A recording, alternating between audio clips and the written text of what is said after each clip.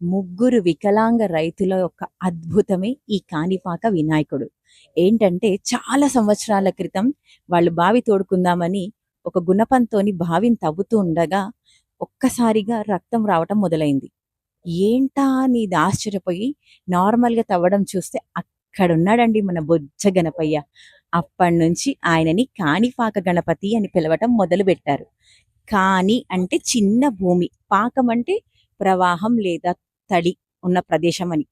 So, అప్పటినుంచి ఇప్పటివరకి మనం కాణిపాక గణపతిగా ఆయనను కొలుస్తూ వస్తున్నాం. మనకు తెలుసు కదండీ! గణపతి దగ్గరికి వెళ్ళినా, గణపతిని ఆరాధించినా, గణపతిని మనం నార్మల్‌గా ఓ గణేష అని అన్నా కూడా ఆయన చాలా వరాలిస్తాడు. ఇక్కడ గణపతికి స్పెషాలిటీ ఏంటి అనంటే, ఒకప్పుడు అంటే ఇప్పుడది తగ్గిందనుకోండి.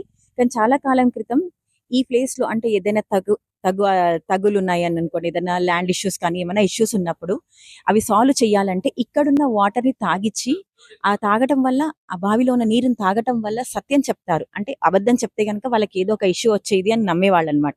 అప్పటినుంచి అది అలాగే ఉంది. అందుకనే ఆయనని సత్యం చెప్పే గణపతి అని కూడా పిలుస్తూ ఉంటారు.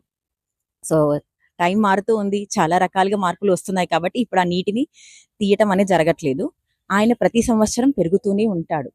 ఎందుకంటే ఆయనకెప్పుడో చేయించిన ఆభరణాలు ఇప్పుడు రావట్లేదు. అంటే పెట్టడానికి సైజ్ సరిపోవట్లేదు. అంటే ఆయన పెరుగుతూ వస్తున్నాడు.